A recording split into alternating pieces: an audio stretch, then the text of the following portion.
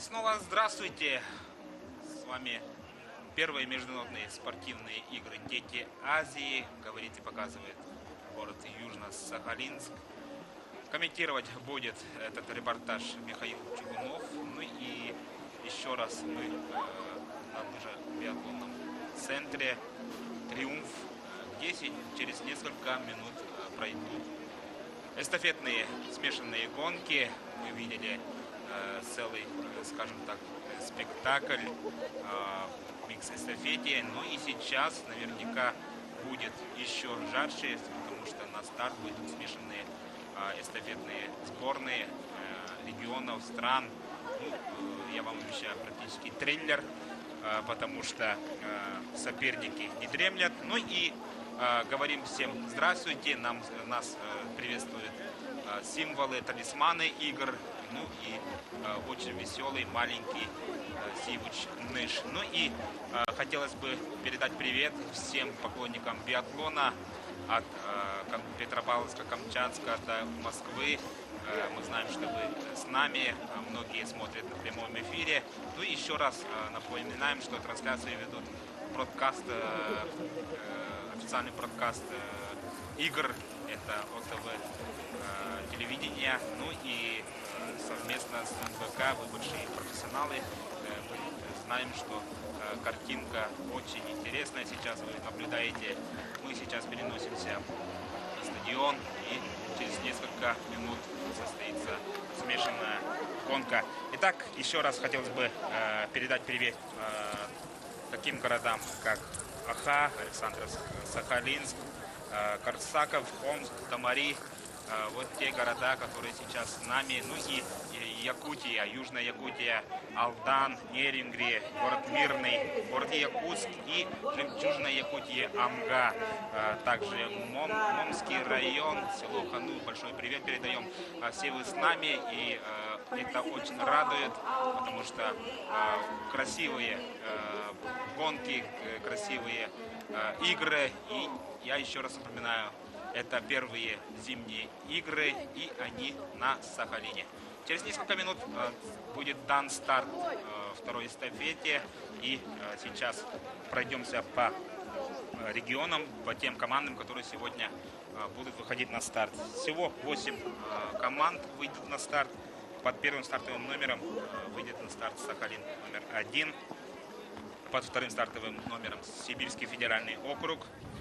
Третий Уральский федеральный округ, четвертый стартовый номер Москва, пятый стартовый номер Республика Корея, под шестым стартовым номером Республика Саха-Якутия, седьмой стартовый номер Дальневосточный федеральный округ и Республика Казахстан, восьмой стартовый округ, восьмой стартовый номер. Ну и напоминаю, что некоторые, практически все команды выставляли своих лидеров в первой гонке.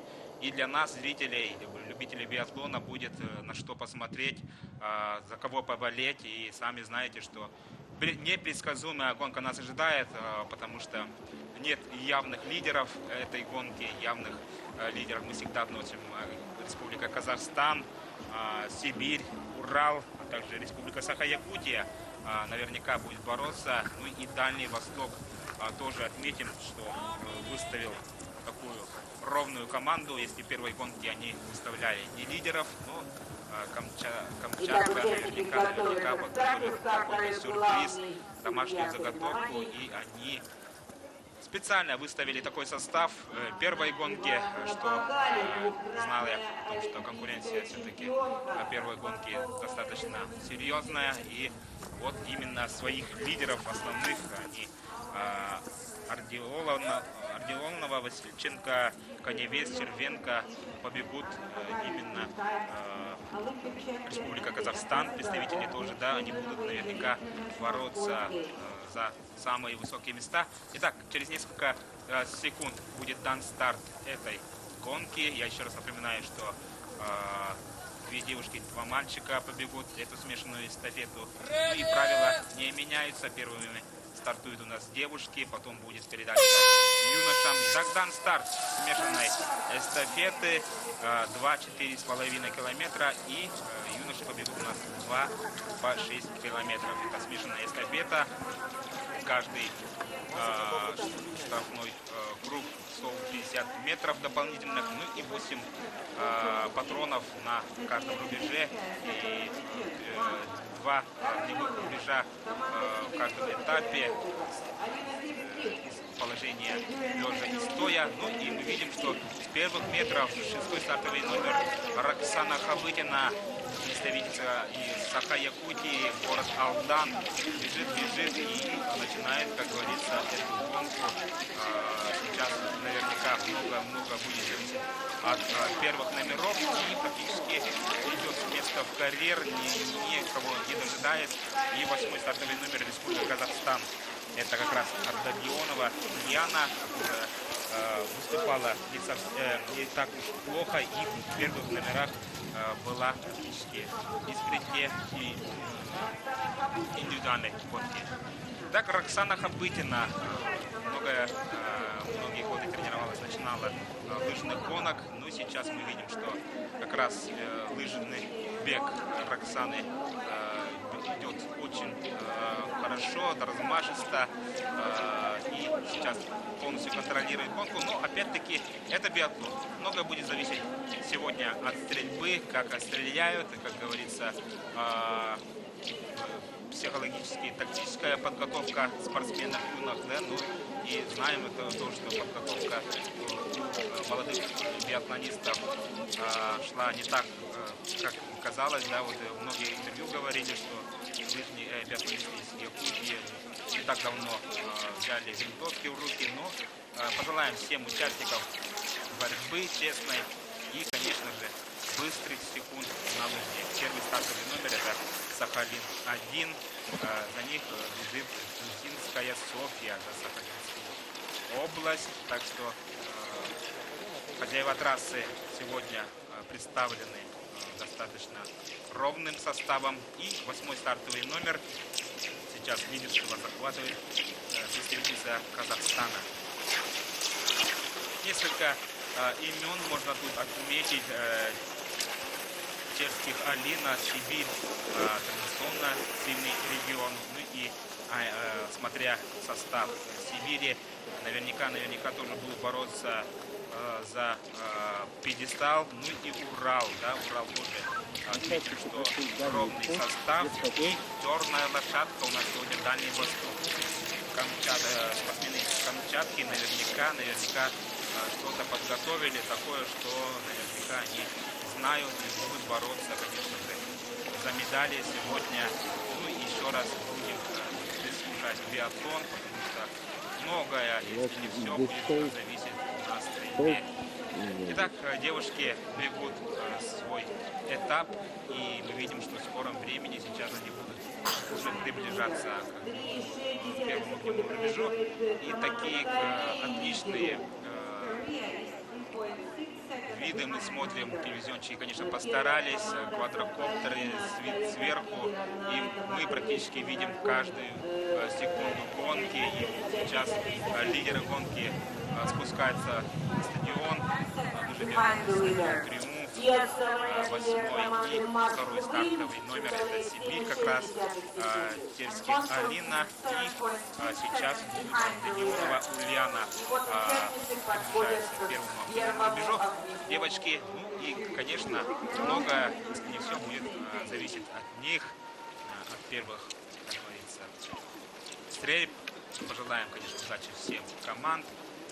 Переживают сборные, переживают их родители, ну и переживают комментаторы, конечно, потому что бывает много слов сказано, да, что злой комментатор во время стрельбы ни в коем случае молчать, но я вас уверяю, что ни в коем случае я не мешаю, в принципе, они меня не слышат. Ну и сейчас давайте посмотрим, кто быстренько стреляет, кто побежит дальше.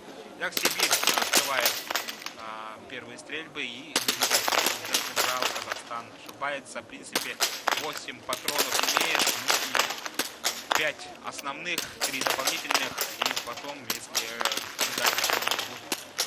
штрафной круг 150 штрафной круг. Мы наблюдаем, что отлично справляется у нас спортсменка Саха-Якутия. Сейчас выжидает последний выстрел. Итак, Роксана Хабытина попадает и сейчас уходит на дистанцию лидером.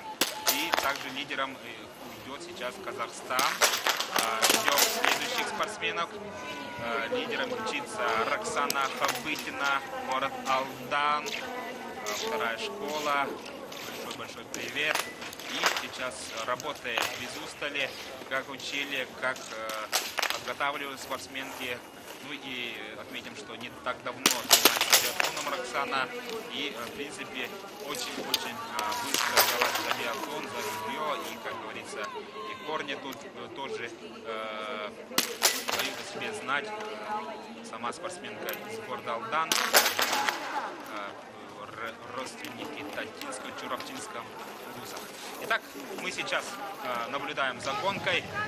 Лидером мчится Республика Саха-Якутия, промежуточный лидер. Но не будем торопить события, потому что это эстафета. Это эстафета, и многое будет зависеть от тех спортсменов, потому что это только первый этап, первый рубеж. Не так далеко отстала Республика Казахстан. Ну, Казахстан вообще традиционно сильны в этом виде, и мы отмечали многое, что отлично выступают спортсмены из Казахстана. Я напомню, что они блистали и в лыжных гонках, и в других видах спорта. Позавчера сделали сенсацию в шорт-треке в спортивном центре «Кристалл», где проходили завершались соревнования по шорт-треку. И кто бы подумал, да, вот спортсмены из Южной Кореи могут ли уступить, они практически были готовы мировые лидеры, но спортсмены в эстафете именно выиграла ровная команда и завоевала золотые медали. Итак, сейчас бегут у нас спортсменки, биатлонистки. Продолжает лидерство у нас Роксана Хабытина, 6-й стартовый номер, Республика Саха-Якутия. И мы видим, что сзади нее работает у нас Казахстан. И не так далеко отстают другие спортсмены. 4,6, практически 5 секунд. Сейчас многое будет зависеть от второй стрельбы. Стрельба вторая у нас из положения стоя. Ну и стойка, как отмечают все специалисты, конечно же, очень сложная, потому что, во-первых, последние метры дистанции, ну и, конечно, сама стойка по техническому плане, конечно, если ветер или так далее, очень бывает опережающим. Сейчас мы видим, что на третьей позиции мчится 4-й стартовый номер, это Москва. И под вторым стартовым номером Сибирь. Не так далеко отстали девушки, но это первые метры дистанции. Все может быть, пока практически минуту проигрывает лидеру Роксана Хабытина. Роксана Хабытина с места вторее мчится. И первый стартовый номер это Сахалин номер 1. И где же у нас находится представитель Дальнего Востока Илларионова. Анастасия, в принципе, в первых гонках тоже выступала очень ровно, но сейчас мы видим, что Дальний Восток пока нету этой команды. Второй стартовый номер это Сибирский федеральный округ. Мы замечаем, что под 4-м стартовым номером бежит у нас ровно команда столицы нашего государства, команда города Москвы.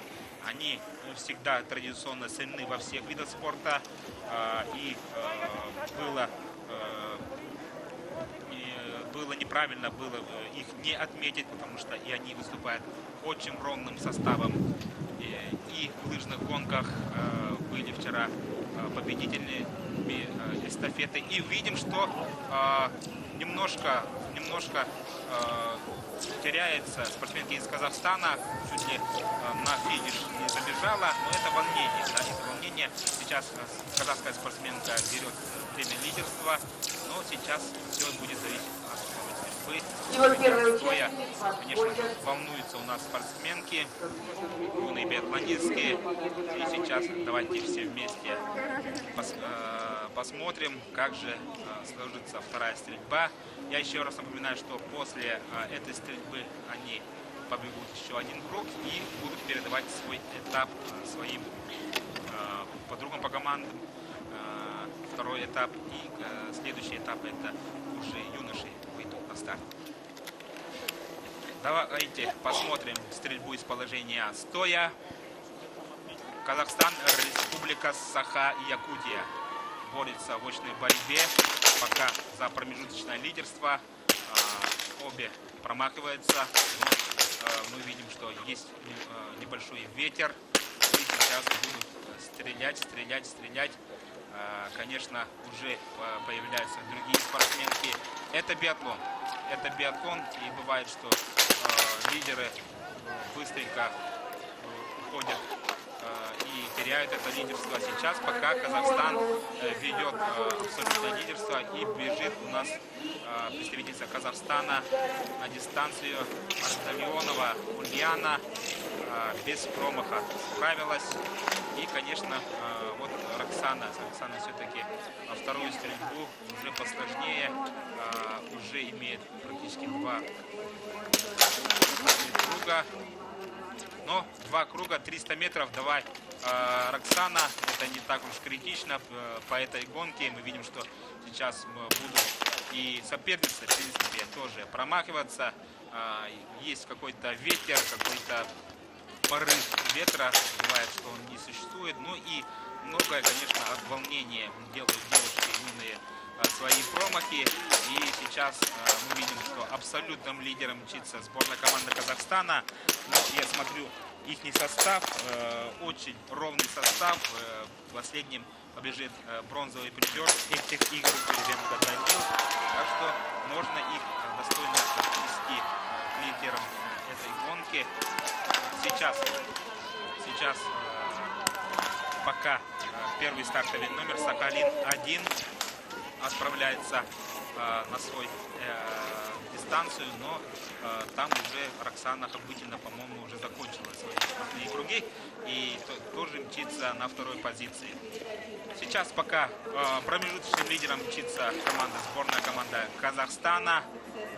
Очень ровный состав, боевой состав привезли сюда на Сахалин казахстанцы, да, и эти дети готовятся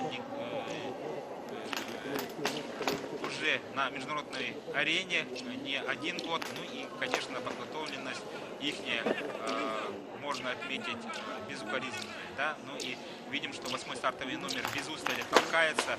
Практически после первого этапа она уже минуту выигрывает второй. Так что сейчас очень многое будет зависеть, конечно, от работы второго, третьего этапа.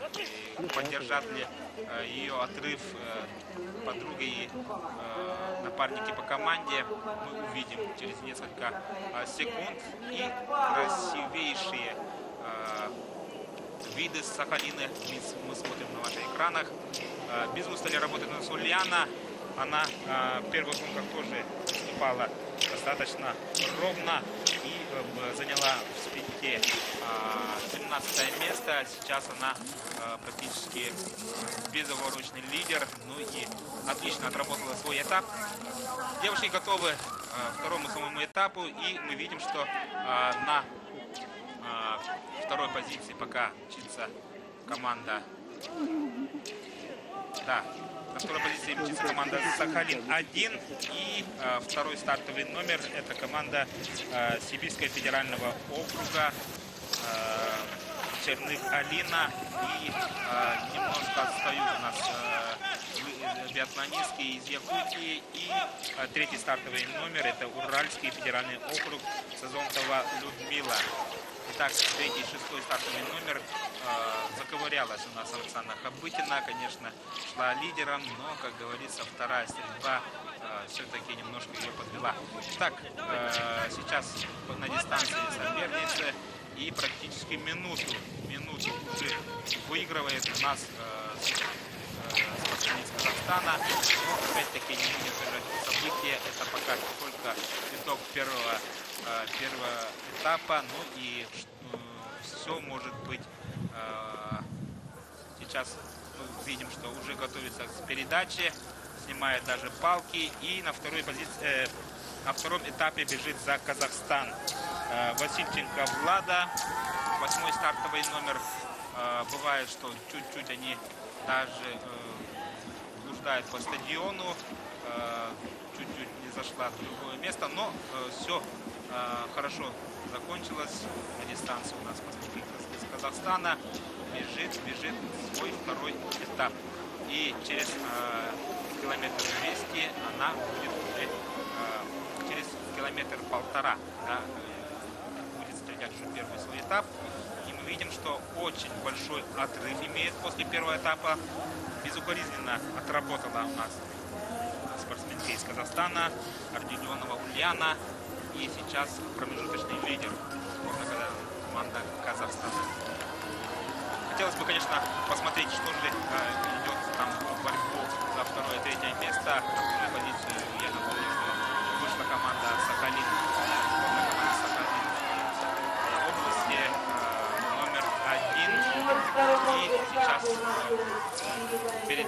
произошла передача, да. На третьей позиции мчится команда Сибирского федерального округа. Вторые номера.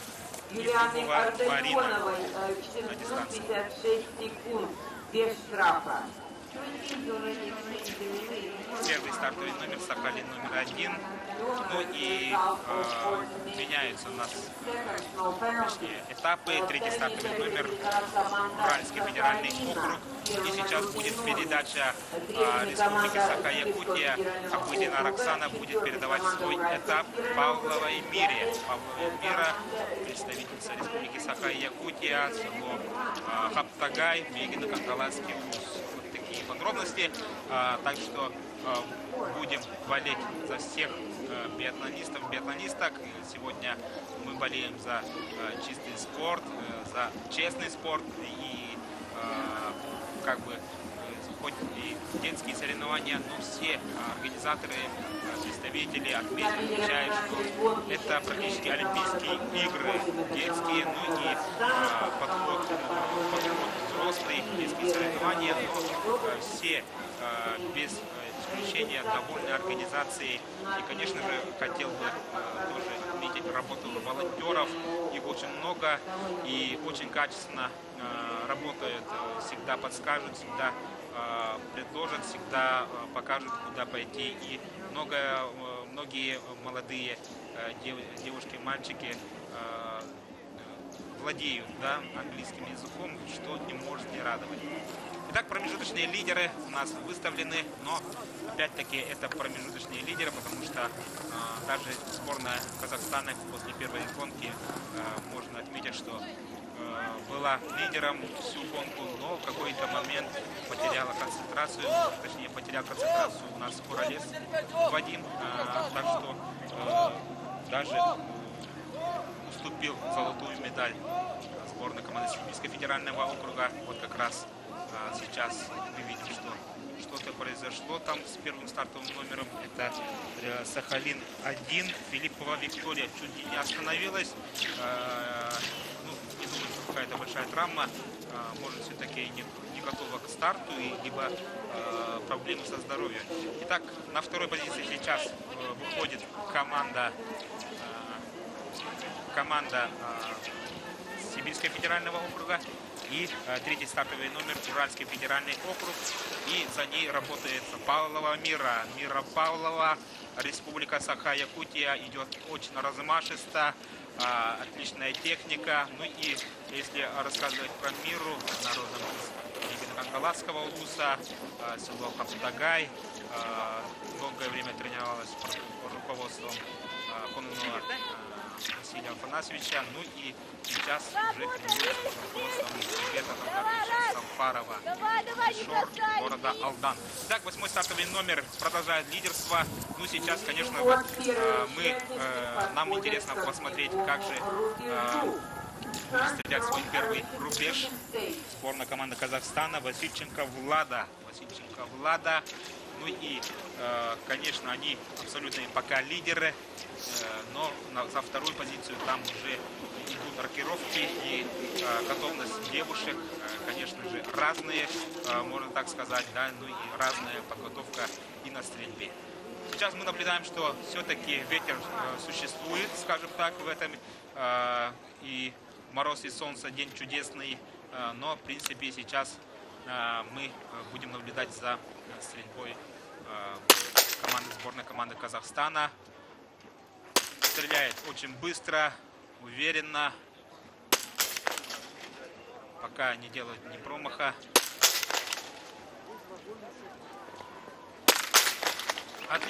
Отлично справился со стрельбой у нас Васильченко Влада и убегает от своих соперниц. Отличная работа на лыжне и безукоризненная работа на стрельбе делает еще большую ставку. Казахстан убегает в отрыв. Я напомню, что они праздновали второе место по итогам сингл-микста. И на второй позиции сейчас выходит сборная команда Сибирского федерального округа Дубова Марина. Сейчас будет наблюдать за ней. Ну и пожелаем, конечно, удачи всем биатлонисткам. Конечно, многое очень волнуется.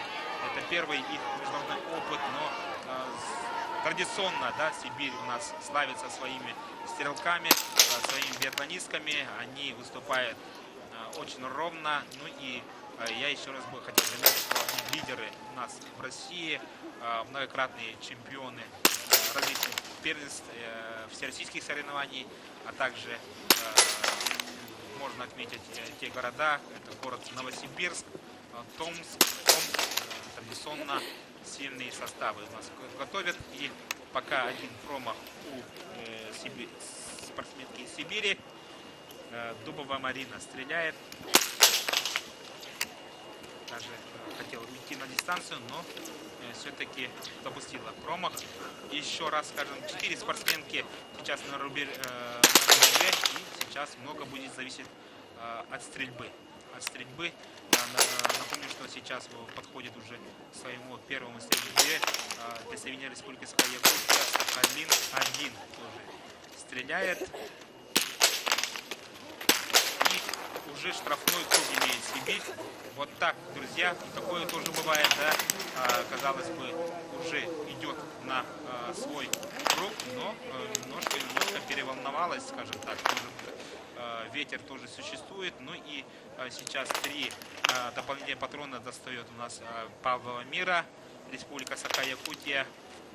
Ну, Павловой Мире надо помнить, что она практически форме охотника, скажем так. Ну и как стреляла бабушка, как стрелял дедушка, надо в мире концентрироваться на эту стрельбу. Так мы видим, что Урал у нас уходит с чистой стрельбой.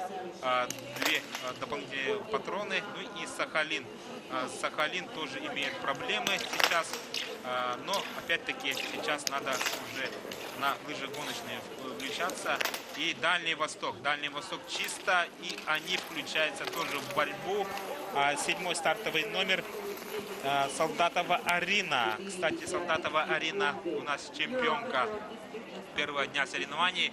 И наверняка сейчас Дальний Восток этой безукоризненной стрельбой будет биться, уже вернется, скажем так, лидером, да. Ну и я и отмечал до этого очень ровный состав Дальнего Востока.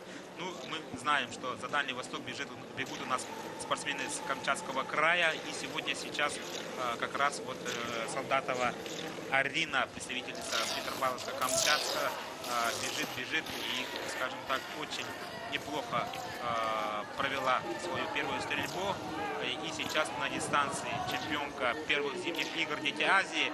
Ну и отметим, что сейчас уже отставания, если сделали промахи, будут очень большими, потому что бегут дополнительно 150 метров. В сингл-миксе все-таки было по 75 метров и очень быстро стреляли.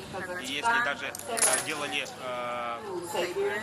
штрафные круги, быстро пробегали этот круг, и мы видим, что некоторые даже не вышли еще, да, с штрафного круга, то представительница Казахстана уже на стадионе. Сейчас она будет стрелять вторую стрельбу из положения стоя. С положения стоя 8-й стартовый номер сейчас будет стрелять Васильченко Влада, вторую стрельбу. Первую стрельбу она сделана на 0, я напомню. Ну и сейчас наверняка будет стараться быстро отработать. И сейчас, да, мы видим, что абсолютным лидером у нас является Казахстан, на второй позиции Сибирь и на третьей Урал. Вот тройка лидеров. На четвертой позиции пока мчится Республика Саха-Якутия и на пятой Сахалин номер 1.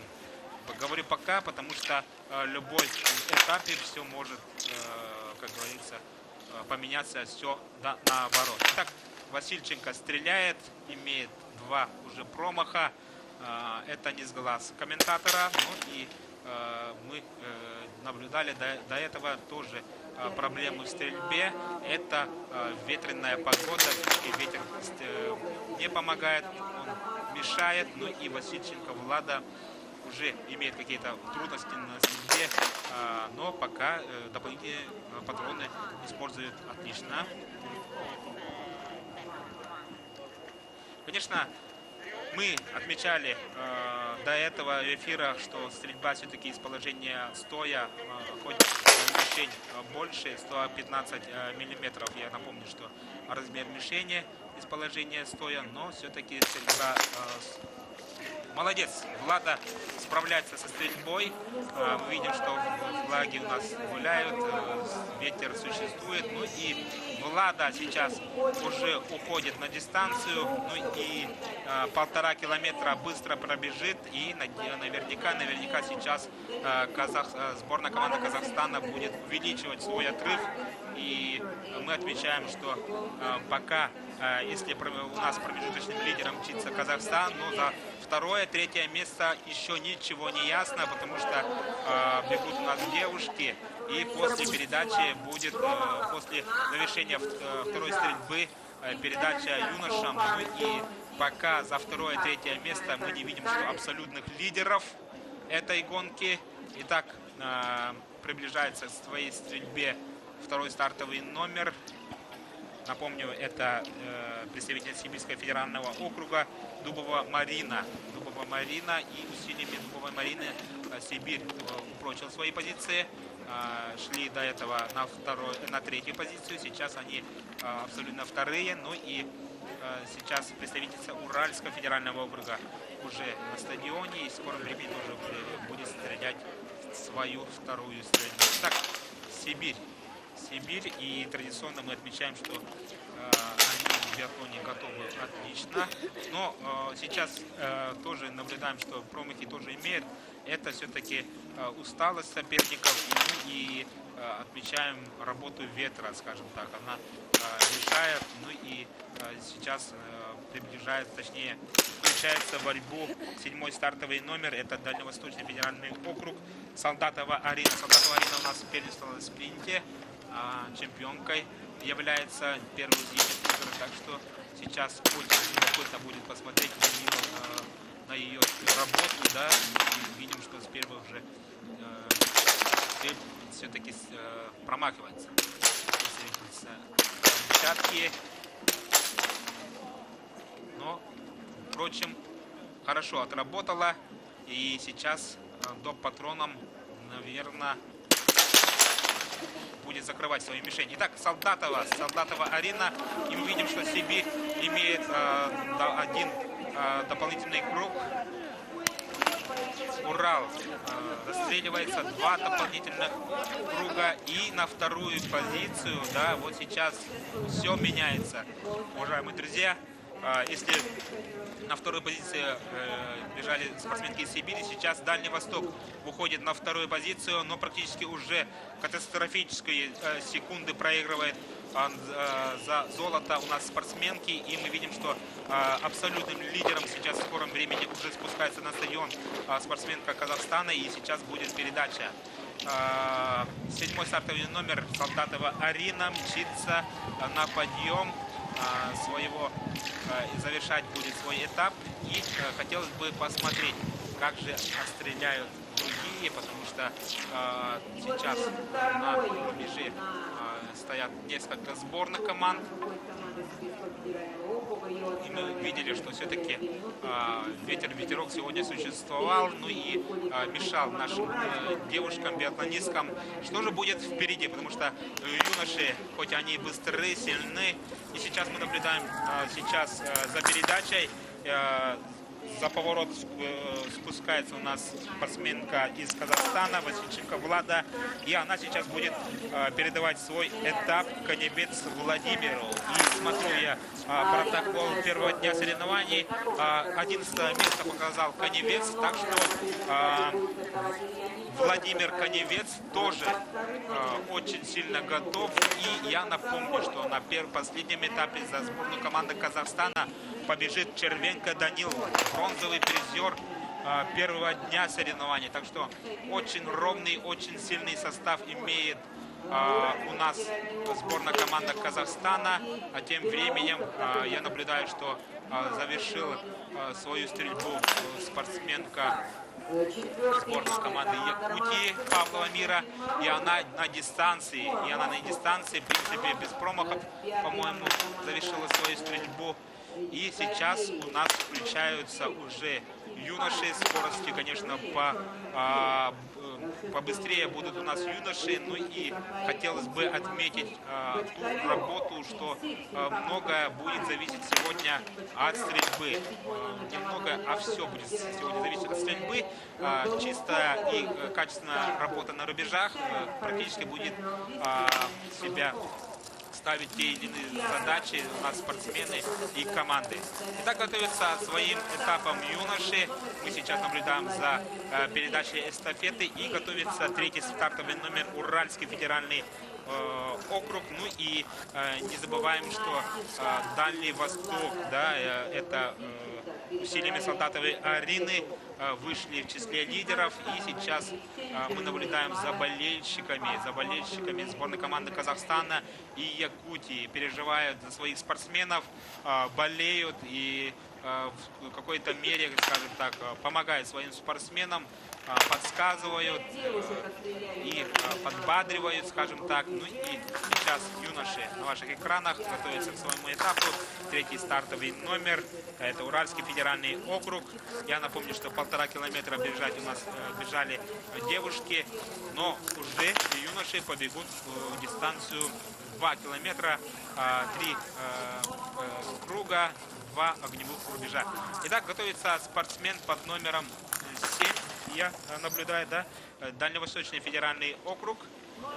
И мы видим, что бесспорным лидером мчится сборная команда Казахстана. И вот так такой стойкий даже мчится спортсмен из Казахстана, обгоняя соперниц, пока многие там даже не завершили свои этапы сборные, да. Но сейчас юноши включаются, и, конечно, там у них работа совсем другая, дистанция другая. Ну и 2 километра очень быстро пробегут юноши, и лидер богу гонки сейчас мчится Каневец Владимир, представитель сборной команды Казахстана. Казахстанцы большие молодцы. Передача состоялась.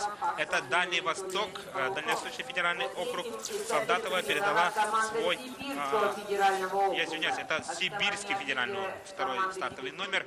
Сибирь Дубова Марина передала свой этап мозговому Александру. Александр Мозговой. И они мчатся на третьей пока промежуточной позиции, потому что сейчас бегут у нас спортсмены. Ну, и опять-таки, если отмечать Урал, передача состоялась, да, спортсмены с Урала. Тоже очень ровный состав. И сейчас за Урал бежит Белоусов Матвей. Уральский федеральный округ и Сибирь, они традиционно сильны в этих видах программы, потому что биатлон там развивается не десятилетиями, а практически уже много-много лет. Ну и если рассказывать про Дальний Восток, то лидерами Дальнего Востока традиционно является Камчатка, и у них давно уже практически 40 лет развивается биатлон. Тут тренеры, специалисты делились своим опытом, говорили, что хоть и Камчатка, у них очень развивается биатлон, имеется в виду, и проводятся соревнования. На последние годы, конечно, приз Фатьянова, скажем так, не так часто проводится, но в принципе развитие биатлона в Камчатке отмечают все специалисты. Ну и 150 стволов имеет этот регион у себя, как говорится, в биатлоне. Ну и наверняка практически 30-40 специалистов по биатлону. Так что сегодня мы будем наблюдать. И передача сборной команды Республики Саха-Якутия Павла Амира передает свой этап Бочкареву Максиму. Итак, передача эстафеты произошла, и мы видим, что достаточно много проигрывают нас спортсмены из Республики Саха-Якутия. Пока на пятой позиции бегут, но опять-таки это биатлон, и какое-то время может все поменяться, потому что мы видели, что много промахов делают у нас спортсмены-лидеры, ну и только лидеры практически не промахиваются. Сейчас первая стрельба лидера этой гонки, сборной команды Казахстана, Коневец Владимир. Первая стрельба на этом этапе из положения лежа. Ну и сейчас многое тоже будет зависеть от этой стрельбы, потому что соперники не дремлят, хотя проигрывает чуть больше 2 минут лидерам. Но опять-таки в какой-то момент, да, вот даже лидеры бывают, что ошибаются. 2 минуты 37 пока уступает Дальний Восток. И на третьей позиции мчится сборная команда Сибирского федерального округа, Мозговой Александр. И сейчас мы видим, что 2 минуты 52 проигрывает. Сейчас вы наблюдаете за стрельбой лидера сегодняшней гонки. И даже дернулся уже побежать, как говорится, на дистанцию. Думаю, что все закрыл Коневец Владимир. Но сейчас будет стрелять топ-патроном. Это разрешается. Все в рамках правила. Ну и мы отмечаем очень хорошую работу лидеров этой гонки. Это сборная команда Казахстана. Конечно, они прицелены на результат. Ну и если сравнивать с другими регионами, да, вот сборные команды федеральных округов, отдельных регионов, то сейчас бежит сборная команда с целой страны. Это сборная Казахстана. Ну и Казахстан традиционно сильные таких видов спорта, как лыжные гонки, биатлон. В последнее время мы видим на международной арене, что появились биатлонисты из Казахстана. Также я до этого повторял, что в шорт-треке, да, удачно уступают. Вы сейчас смотрите промежуточный итоговый протокол после третьего этапа. Сейчас уже, конечно, бегут на дистанции юноши. Ну, если рассказывать про шорт-трек, и я еще раз повторюсь, что после второго этапа, да, это промежуточный протокол.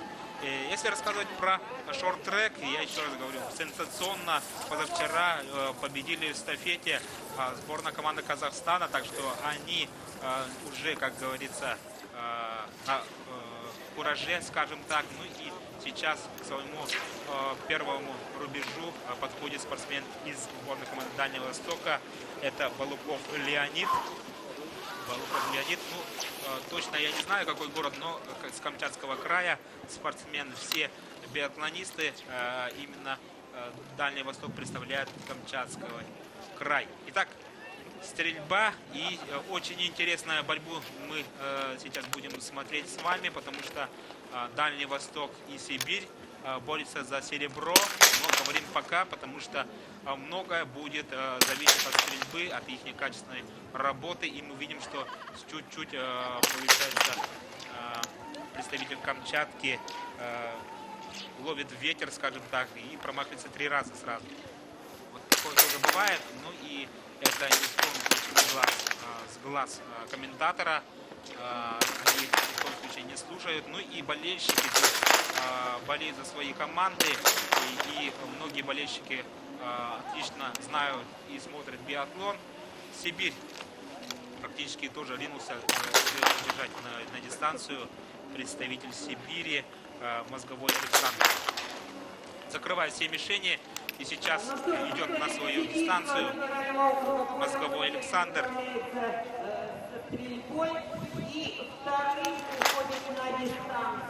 Итак, мы смотрим, как Мозговой Александр отправляется на следующий круг. Бежит очень быстро. Ну и сейчас мы наблюдаем за стрельбой Уральского и Дальневосточного федеральных округов. Ну и в скором времени сборная команды Якутии появится. Ну и видим, что первый стартовый номер это сборная команды Сахалинской области.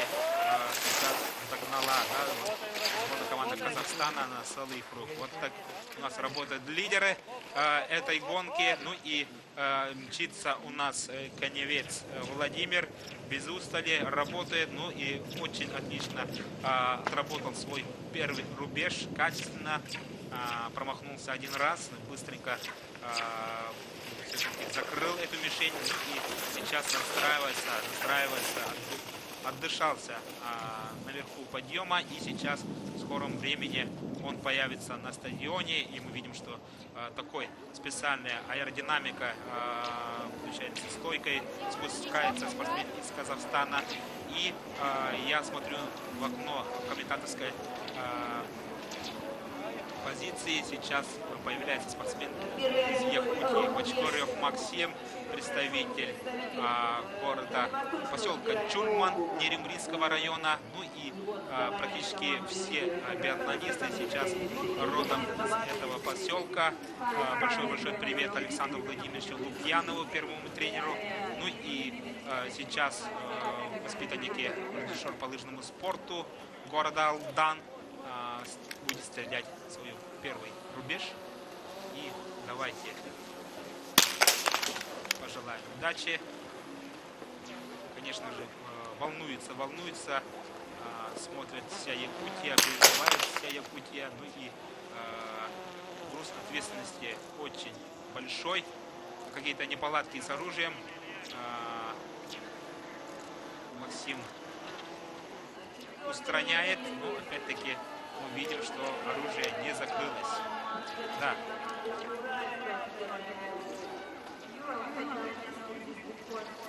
Это вышло с первого рубежа у нас Уральский федеральный округ на 4-й позиции. Ну и 3 промаха имеет у нас Максим Бочкарев, к сожалению, 4-й промахивается. И в это время как раз подходят спортсмены лидеры этой гонки. Работает у нас спортсмен под номером 2, Сибирский федеральный округ, Мозговой Александр без устали, и он мчится пока вторым в этой гонке. Если сейчас спортсмен из Казахстана будет стрелять уже стойку, то на дистанции у нас работает спортсмен Сибирского федерального округа. И за последнем этапе Домичек Олег побежит за сборную Сибири. И мы наблюдаем за первой стрельбой. Застрелился у нас Максим Бочкарев, к сожалению, 4 промаха и дополнительно 600 метров. Итак, спортсмен из Казахстана допустил 2 промаха. Все-таки ветер усилился, и мы видим, что очень много даже лидеры промахиваются, да, и сейчас, конечно, будет пытаться закрыть, но опять-таки самое главное не переволноваться. Большой отрыв имеет сборная команда Казахстана, но кто думал, да, что Туралет тоже может ошибаться, но это все люди, мы не роботы, бывает, что переволновался, услышал свою фамилию, либо болельщики перестарались, это тоже бывает такое, но все, справляется у нас спортсмен казахской сборной, Коневец Владимир, и отправляется на свой заключительный круг. Потом будет передача эстафеты, и бежит у нас Коневец Владимир. Потом последний этап побежит за сборной команды Казахстана Червенко Данил. И мы видим, что очень качественно работают у нас спортсмены сборной команды Казахстана. В данный момент сейчас подходят к своему рубежу, второму рубежу, которая не допустила пока. Сибирский федеральный округ. Ну и отмечаем, что сборная команда Казахстана еще не допустила ни одного дополнительного штрафного круга, скажем так, да. Ну и они бегут с дополнительными патронами, в принципе, но без штрафного круга. И это, конечно, определяющий, да, фактор, что они сейчас такой отрыв имеют перед последним этапом. Ну и сейчас давайте смотреть стрельбу сборной команды Сибири. Мозговой Александр. Мозговой Александр в первой гонке был достаточно высоко. Ну и в 10-м месте финишировал на спринтерской гонке представитель города Новосибирск, многократный призер округа. Ну и наверняка нацелен на результат. Мы наблюдаем, что все-таки промахи имеют у нас даже лидеры. Это связано прежде всего от ветра, да. Ну, порыв ветра надо поймать, уметь ловить этот ветер. Ну, и много мы говорили про изготовку на рубежах. Это прежде всего психологическая, тактическая работа.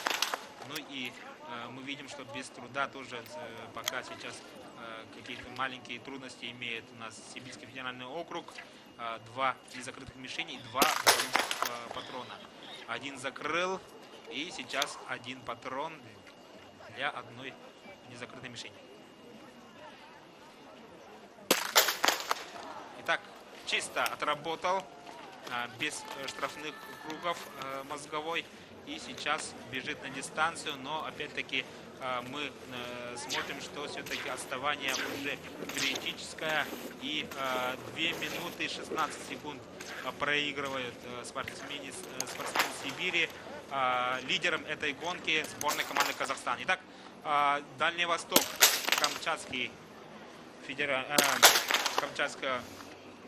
край у нас стреляет на рубеже Балукин Леонид. Ну и хотелось бы отметить, что программа биатлона ни в коем случае не закончилась. Через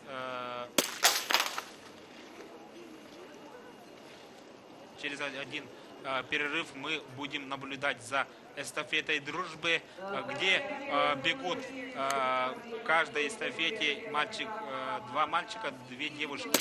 И это очень интересная гонка нас ожидает, потому что тоже по жребию, по воле жребия выбирались соперники, точнее напарники, скажем так.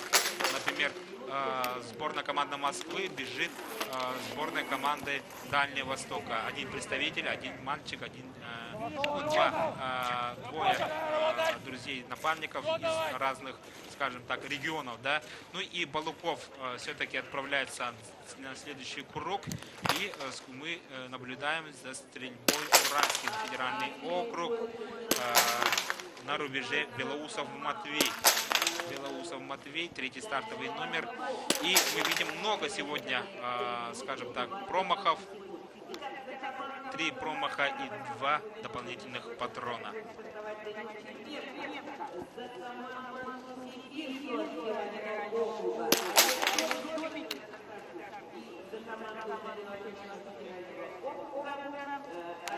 Итак, Уральский федеральный округ. Ну, в скором времени мы уже будем наблюдать за передачей эстафеты. Ну, Уральский федеральный округ стреляет за сборной Белоусов-Матвей. И мы видим, что пока 2 закрытых мишени имеет и 1 патрон, доп. Патрон последний.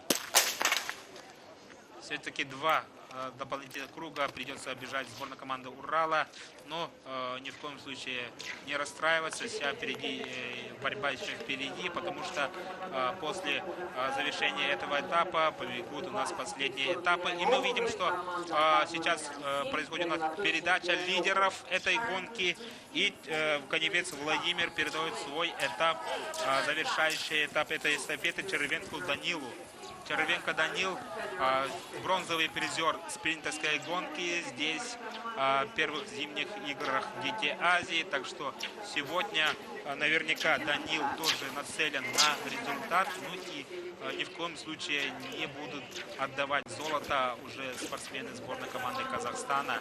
Это уж точно, но опять-таки мы говорим, что это биатлон, и до последнего патрона ничто еще, как говорится, железно не ясно, потому что никакая сборная не может себе сказать, что все, они сделали свою гонку.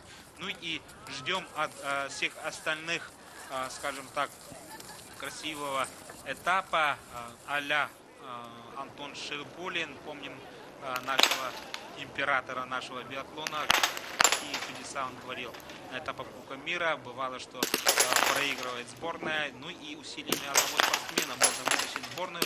Ну и видим, что стреляют другие сборные. Это 4-й стартовый номер Москва, Сахалин-1 и Южная Корея. Итак, на рубеже работает у нас представитель Южной Кореи. Это Чон Ян Пул. Очень опытный спортсмен, и пока он имеет одну незакрытую мишень, сейчас будет пытаться закрыть, и мы наблюдаем, что на вторую стрельбу подходит у нас Максим Бочкарев. Первый рубеж переволновался, такое тоже бывает, но опять-таки это первые старты юным спортсменам, и пожелаем, конечно, удачи. Сибирский федеральный округ, минута 45, и я вам скажу, что не все еще ясно, не все потеряно этой команде, потому что за ней бежит Домичок Олег, и с первых метров очень красиво бежит, очень технично.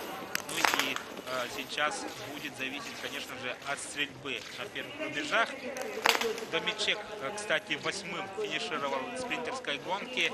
Очень быстрый спортсмен, но если смотреть рассказывать про его стрельбу, то вот как раз стрельба особо не блистает, и допустил 6 промахов в первой гонке, но это первая гонка была, сейчас уже совсем другая история. Итак, ждем передачи следующей эстафеты. 4-й стартовый номер, это представитель города Москвы, ждет своего этапа.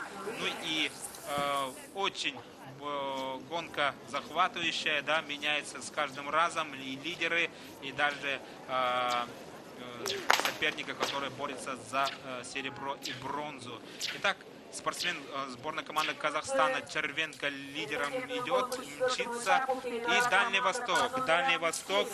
Балуков Леонид передал свой этап Козулину Александру, представитель Камчатского края, Петропавловск-Камчатский. Ну и хотелось бы отметить, получается, тренеров Камчатского края, их очень много, я еще раз добавлю, да, ну и помним Игоря Малиновского, тоже родом из Камчатского края, тренер Котов, так что достаточно хорошие традиции имеет этот округ, и наверняка сегодня будет пытаться, конечно, победить, ну, даже если не победить, то за тройку бороться уж точно.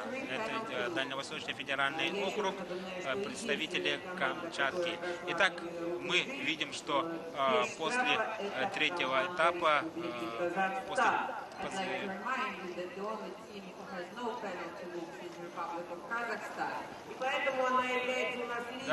Итак, сейчас передали 3 команды эстафетные своей эстафеты четвертому завершающему этапу. Ну и лидером абсолютным мчится сборная команды Казахстана, на второй позиции Сибирь и на третьей Дальневосточный федеральный округ. Но опять-таки не будем торопить события, это биатлон, и я еще раз бы хотел заметить, что многое будет зависеть от четвертых этапов этой сборной, потому что бывает такое, что даже лидеры промахиваются. Второй стартовый номер Сибирь мчится Домичек Олег. Домичек Олег, ну и, как я заметил, очень быстрый гонщик, но в биатлоне есть такие правила: не бежи быстрее своей головы.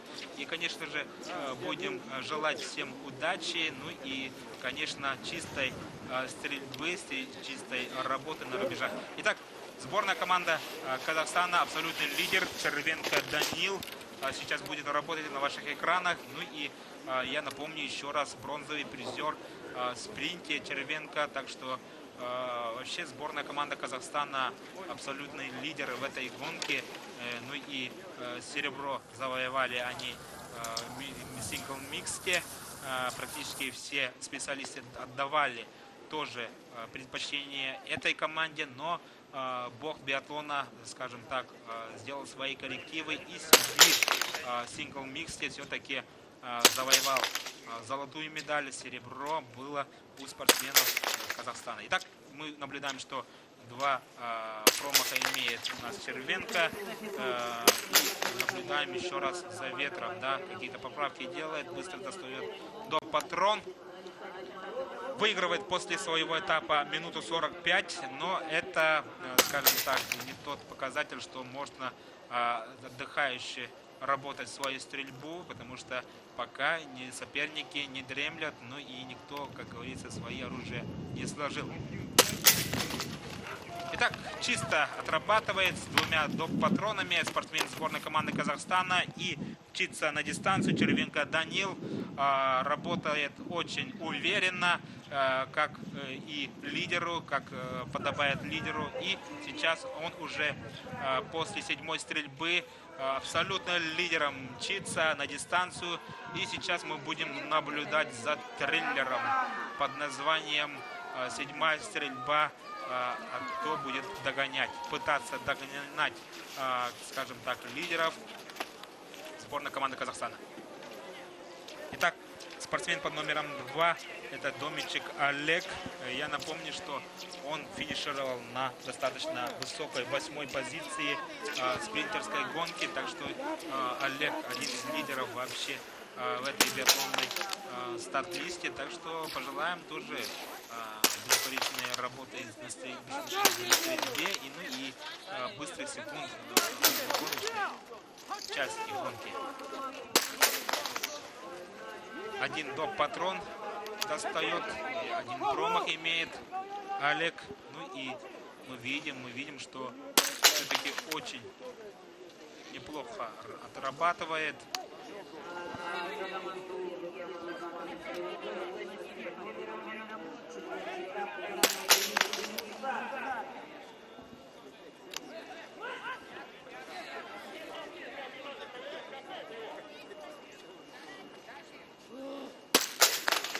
Все-таки закрыл с 3 доп-патронами Домичек Олег свой рубеж, ну и отправляется на свой следующий круг, ну и пока мчится на 2-й позиции, да, ну и говорим пока, потому что соперники не дремлют, и хоть и Сибирский федеральный округ пока мчится на 2-й позиции, мы видели, что Дальний Восток, он не такой уж дальний, ну и представитель Петропавловска-Камчатска сейчас будет стрелять, готовится к своей стрельбе.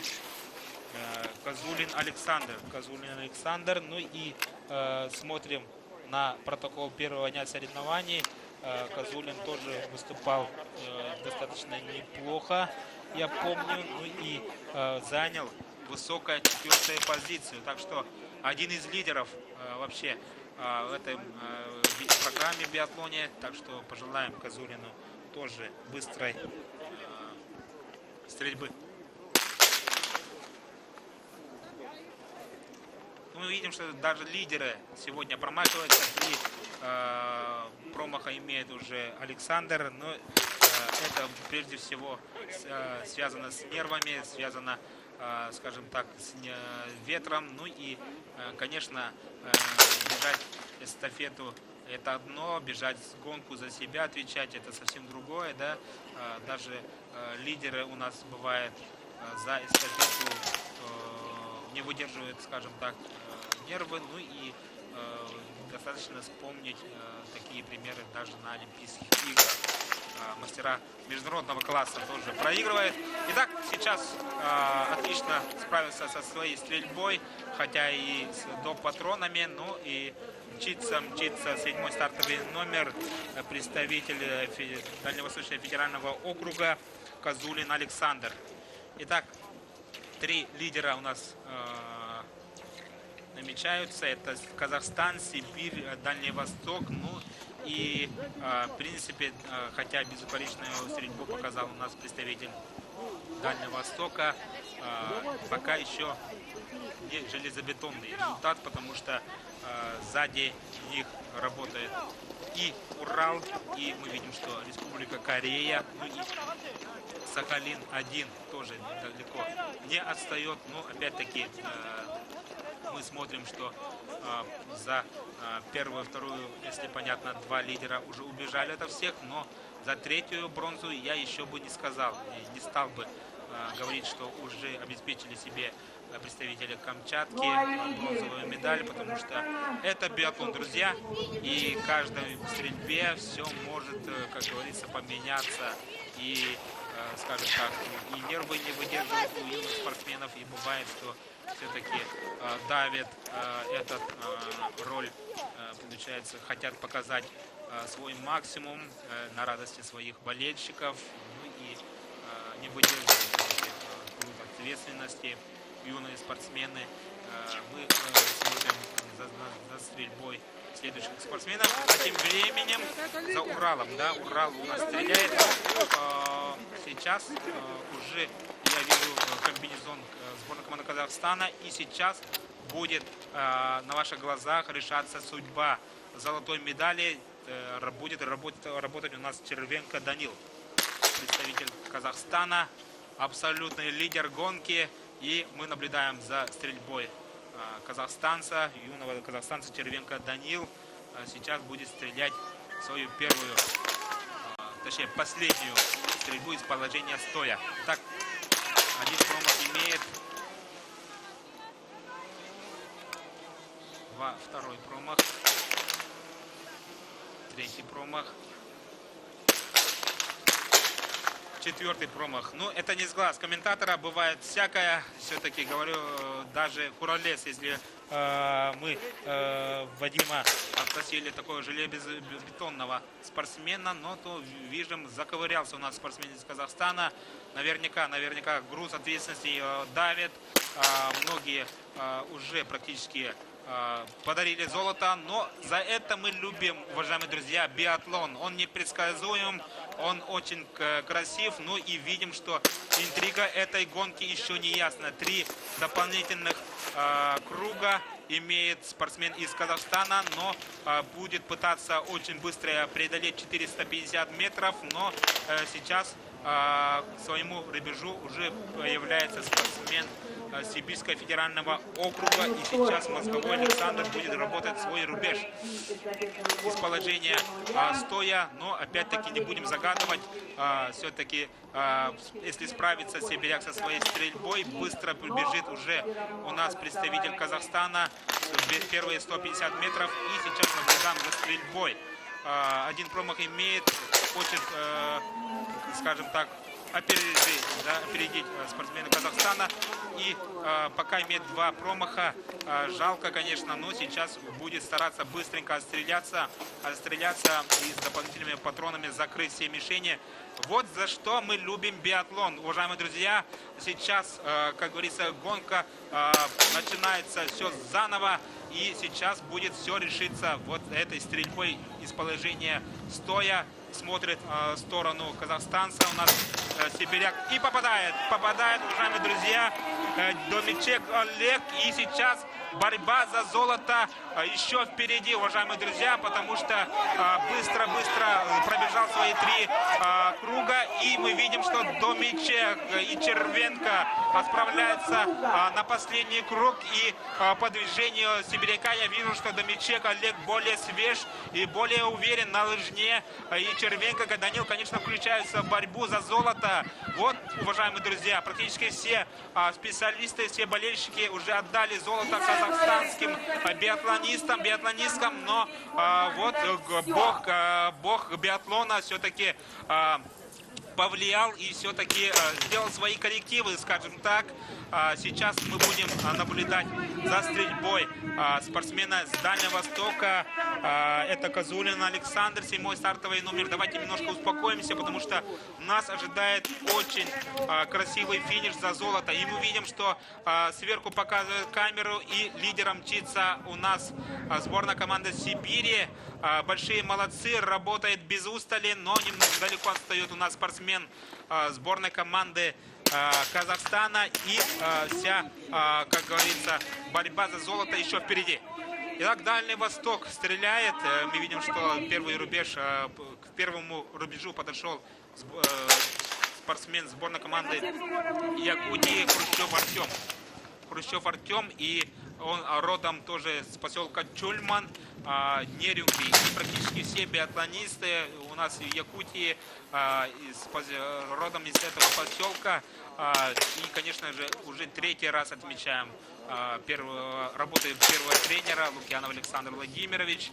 Итак, 3 штрафных круга имеет Дальний Восток, но все-таки наверняка будет стараться стоять бронзовые медали, но говорю пока, потому что там идут и Урал, и Южная Корея. Давайте переключимся уже на гонку, потому что нас ожидает волейбольный финиш, сборной команды Сибири и Казахстана. Казахстан или Сибирь, Сибирь или Казахстан. Мы узнаем сейчас. Все будет уже работать, скажем так, все решаться на лыжне, потому что кто из них более лыжник, кто готов на лыжне лучше, сделает свою команду чемпионами первых зимних международных спортивных игр «Дети Азии». Так что, уважаемые друзья, вот за что мы любим биатлон, за что мы любим лыжные гонки. Это вот работа до последнего. И мы видим, что второй... Да. И мы видим, что Червенко 8,8 все-таки тяжело ему дается. И усилиями спортсмена Сибирского федерального округа Домичика Олег, настоящий красавчик этого турнира, скажем так, да, взял в свои руки, очень быстро стрелял, и мы видим, что не отдает.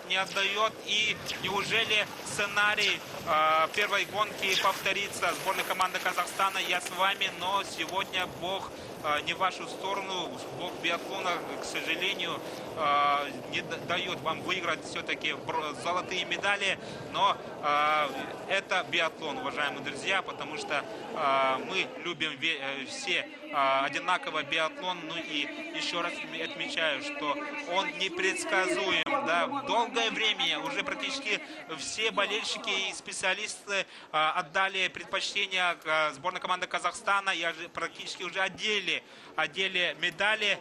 Тут есть информация, что Дальний Восток какие-то проблемы имел на огневых рубежах, им, возможно, даже снимут эту команду. Так что сейчас за 3-ю позицию будет ожесточенная борьба между Уралом, Кореей и Сахалин-1. Вот не видим их на промежуточном финише после последней стрельбы.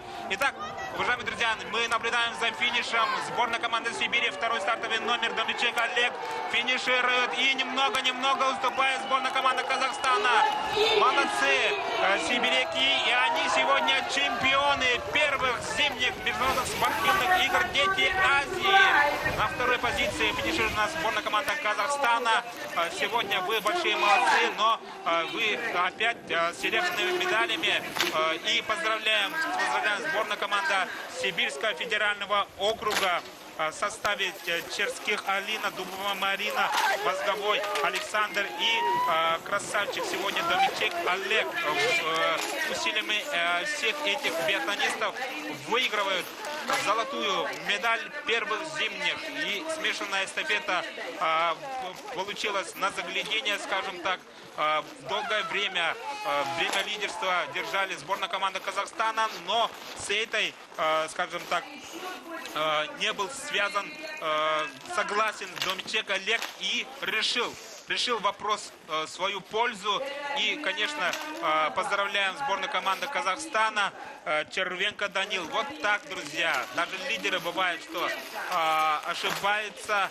Ну и мы видим, что, к сожалению, и к счастью, я даже уже не знаю, поздравить сборную команды Казахстана с серебром.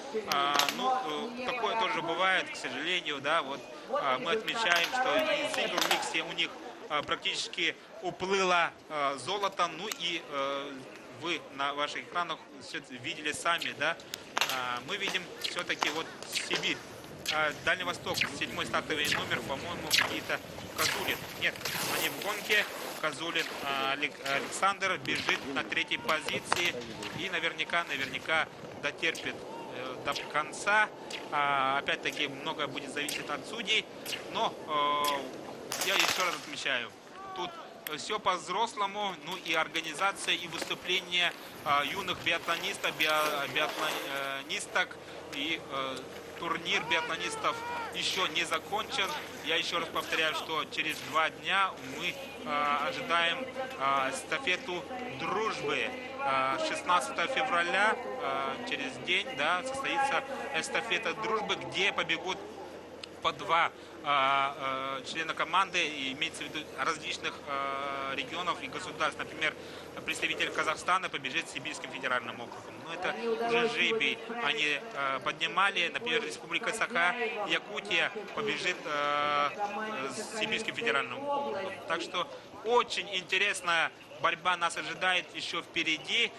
Уважаемые друзья, ни в коем случае не уходим со своих экранов. Бежит Хрущев Артем, представитель Республики Саха-Якутия, последний этап. И, конечно, борется до конца Артем. Много, конечно, отставаний сделали первые и вторые этапы, но опять-таки это биатлон, и если выигрывает то вся команда, то проигрывает и вся команда. Сейчас на финише мчится 7-й стартовый номер. Это сборная команда Дальнего Востока. Усилиями Илларионовой Анастасии, Солдатовой Арины, Балукова Леонида и Козулин Александр финиширует на 3-й позиции. Но видим, пока почему-то не показывают графики. Все-таки с решения судей будем ожидать. Какие-то сделал либо промахи, либо не дошел, скажем так. Какие-то подробности мы узнаем через несколько минут, но опять-таки пока им не дают, не присуждают 3-е место, все решится судейской. Очень красивые соревнования мы наблюдаем. Я еще раз бы хотел отметить работу волонтеров. С каждым утром они нас встречают, нас провожают. Ни в коем случае не отказываются в помощи, любому подскажут. Да? Ну и работу служба безопасности. С каждого утром мы приезжаем на объекты, с улыбкой встречается, ну и делают хороший, качественный массаж, скажем так, да, проверяют все и вся. Обязательно проверяют и бутылки, нюхают чай. Ну, вообще у нас тут весело, скажем так. Это для нашей безопасности все делается. Ну и, уважаемые друзья, это для нас стараются службы безопасности. Дальше хотелось бы отметить, конечно, работу дирекции Дети Азии, настоящие профессионалы во главе директором, да, дирекции это Владимир Владимирович Максимов, ну и директор международной Дети Азии это Дмитрий Евгеньевич Глушко. Они большие профессионалы, и, конечно, вот эти игры, они ни в коем случае по организации, по оснащению, как показывает картинка, вот видим, что все талисманы практически все любят, и, конечно же, мне лично вот Сивыч Ниш все больше и больше ей нравится, и все вот трогают, обнимают, и все тут царит такая дружеская атмосфера дружбы, от дружбы спорте к миру на земле, уважаемые друзья. Вот этот, получается, обязательно игр. И сейчас мы наблюдаем, что за стрельбой Хрущева Артема и мчится второй стартовый номер, третий стартовый номер, это Уральский федеральный округ, и финиширует на 4-й позиции. Поздравляем Урал. Сазонтова Людмила, Еленкова Анастасия, Белусов Матвей, Морозов Александр. Вот так, друзья. И хотелось бы дальше продолжить про работу дирекции, работу настоящие профессионалы. Если вот смотреть, да, открытие, закрытие, до последнего держат в секрете игр, ну и качественно и для зрителей, и много-много сюрпризов они нам оставляют. Даже вот открытие игр, хоть было холодно, но все отмечают, что все было очень красочно, очень красиво, ну и сами знаете, что было все на высшем уровне, и наверняка все участники игр будут вспоминать такой, скажем так, с большим добротой, да, вот именно первые игры, и они на Сахалине. Итак, еще раз вернемся к гонке, и мчится у нас спортсмен под номером 5, это Республика Корея, Чо Юнах, Республика Корея. Корейцы большие молодцы, хотя не имеют большие традиции в биатлоне, но мы наблюдали за ними и в лыжных гонках. В лыжных гонках есть один лыжник, который уже заезжает в десятки лучших. Это большой-большой прогресс. Ну и вот они как раз-таки готовятся немало, да, к Олимпийским играм, вот эти дети. Итак, первый стартовый номер мчится Сахалин-1, Мусатов Дмитрий. И пока на промежуточной 7-й позиции бегут у нас хозяева игр, сборная команда Сахалинской области. Ну и не забываем, что, еще раз повторяю, что программа биатлона у нас не завершена. И через 2 дня мы приглашаем, скажем так, еще один триллер под названием «Дружеская эстафета». Она будет очень дружеская и в то же время непредсказуемая, потому что бегут там и лидер гонки, и, скажем так, из второй десятка спортсмены, потому что жребий поднимали, скажем так, лидер соревнований, ну и, скажем так, с аутсайдерами этих гонок, да, вот очень интересная гонка, практически они проводятся только на юношеских олимпийских играх и юношеском олимпийском фестивале. Вот такие гонки, и практически российский болельщик про них мало слышал наверняка, но посмотрим 16 февраля я вас всех приглашаю на эстафеты дружбы, где отдельно побегут у нас юноши, отдельно побегут у нас девушки. Так что вот такие, скажем так, анонс делаем, да, вот такой анонс. И всех любителей биатлона мы обязательно ждем, говорим ни в коем случае до свидания. Потихо у нас завершаются программы. Завтра у нас лыжные гонки, тоже в программе эстафета дружбы, уважаемые друзья. Итак, на финише сборная команда Южной Кореи, 5-й стартовый номер, чуть-чуть уступает им сборная команда Сахалинской области, Сахалин-1. Мы будем наблюдать за финишем всех остальных команд. Конечно, много не удалось многим спортсменам показать, но опять-таки это биатлон. Много сегодня решалось только в стрельбе, много решалось и на лыжне. В принципе, юные спортсмены молодцы, большие, потому что они достойно представляют свой регион. И, конечно же, волнуются юные спортсмены. И мчится у нас Хрущев Артем. представитель команды Республики Саха-Якутия. Немножко не хватило сборной команды Якутии. Сингл Микстин финишировали на 4-й позиции. Но и сейчас мы видим, что завершает свой этап Артем Хрущев. Но юным биатлонистам мы желаем удачи. И давайте посмотрим за тройку лидеров. Бронзовую медаль завоевали дружная команда Дальнего Востока усилиями Илларионовой Анастасии, Солдатовой Арины, Балуков Леонида и Козулина Александра. Финишировали на 3-й позиции. И мы, конечно же, поздравляем сборную команду Казахстана. Казахстан, я с вами. Они большие молодцы. Работали всю гонку практически лидерами, но опять-таки, скажем так, с ними произошел провал последнего этапа, скажем так. Ну и усилиями Ардальоновой Ульяны, Васильченко Влада, Коневец Владимира и Червенко Данила завоевали серебряные медали. Итак, чемпионы, как и сингл миксте, у нас сибиряки, это Сибирский федеральный округ.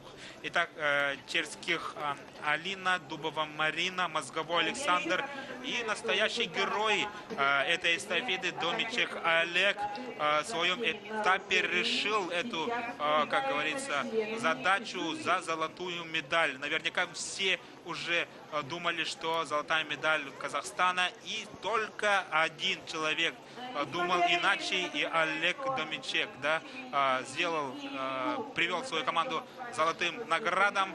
Итак, еще раз финиширует у нас сборная команды Якутии. Хрущев Артем.